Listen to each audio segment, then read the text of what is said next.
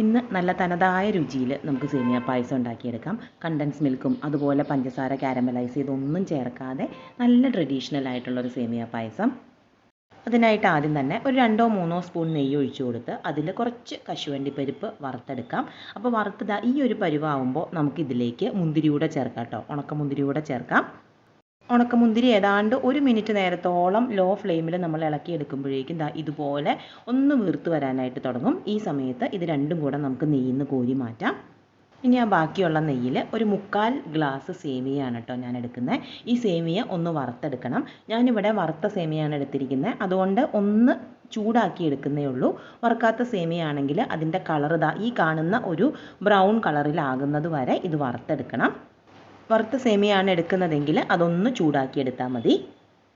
ഇനി ഇതിലേക്ക് നമ്മൾ ചേർത്ത് കൊടുക്കുന്നത് 1 ഗ്ലാസ് പാലും 1 ഗ്ലാസ് വെള്ളം കൂടെ മിക്സ് ചെയ്ത് വെച്ചിരിക്കുന്നതാണ് കേട്ടോ.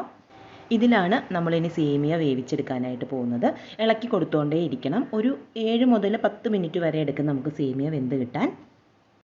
സേമിയ ഒന്ന് വേവാനായിട്ട് തുടങ്ങുന്ന സമയത്ത് ഞാനിതിലേക്ക് പഞ്ചസാരയും ഏലക്കാപ്പൊടിയും ചേർക്കുകയാണ് കേട്ടോ. ഞാനൊരു 8 സ്പൂണോളം പഞ്ചസാരയും അതുപോലെ ഒരു 1/2 സ്പൂൺ ഏലക്കാപ്പൊടിയാണ് ചേർക്കുന്നത്.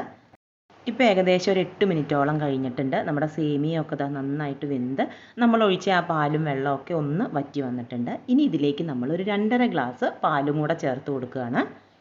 ഇനി ഒരു മീഡിയം ഫ്ലെയിമിൽ ഒരു 2 മിനിറ്റ് നേരം കൂടെ ഇത് നന്നായിട്ട് തിളക്കട്ടെ. അപ്പോൾ ഇടയ്ക്ക് ഇതുപോലെ ഒന്ന് ഇളക്കി കൊടുക്കണേ, അല്ലെങ്കിൽ മുകളിൽ പാലല്ലേ പാട കിട്ടും. അപ്പോൾ പാട കെട്ടാൻ അനുവദിക്കാതെ ഇടയ്ക്ക് ഇളക്കി കൊടുത്തുകൊണ്ടിരിക്കുക. ഒരു 2 മിനിറ്റ് കഴിഞ്ഞാൽ നമ്മൾ വറുത്ത് വെച്ചിരിക്കുന്ന ആ കശുവണ്ടി മുന്തിരി കൂടെ ചേർത്ത് ഒന്നുകൂടെ നന്നായിട്ട് ഇളക്കി യോജിപ്പിച്ച ശേഷം ഫ്ലെയിം ഓഫ് ചെയ്യാം.